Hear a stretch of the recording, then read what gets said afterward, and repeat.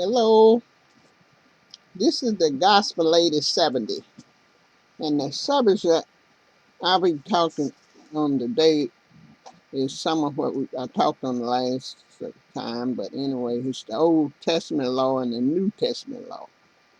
And the scripture you find me in Matthew 5:19 through 26, and we'll talk about the law of the kingdom, the laws of the kingdom.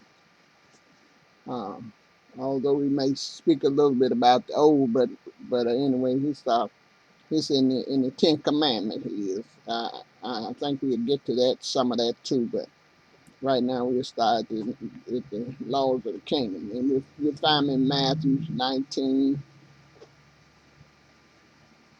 5:19. I mean, it's Matthew 5:19 through the 26th verse,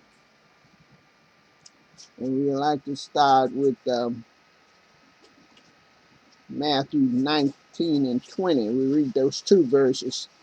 And it says, whosoever therefore shall break one of these least commandments, and shall teach men so, he shall be called the least in the kingdom of heaven. But whosoever shall do and teach them, the same shall be called great in the kingdom of heaven.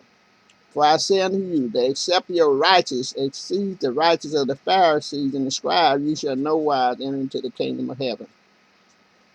So we'll now go to the next two verses. We're talking about and these laws are just as much binding as the laws of Moses and the New Testament and the Old.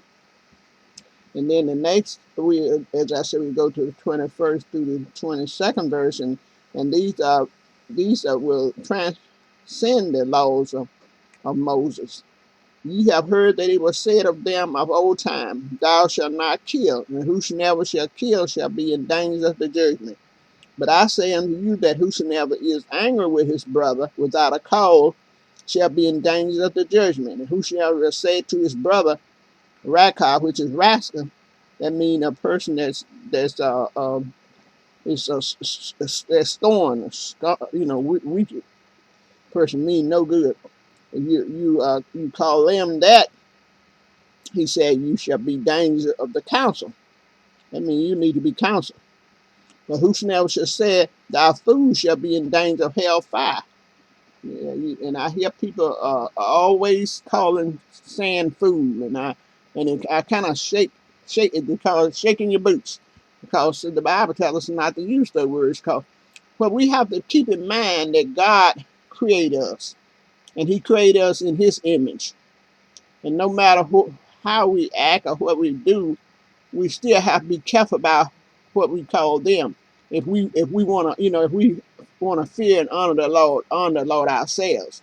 But you take a person that don't care about honoring the Lord, and that's different. But these are people that said they are saved and have the victory. That's why I'm saying this, because we have to be careful about calling people food, because He said don't call them food.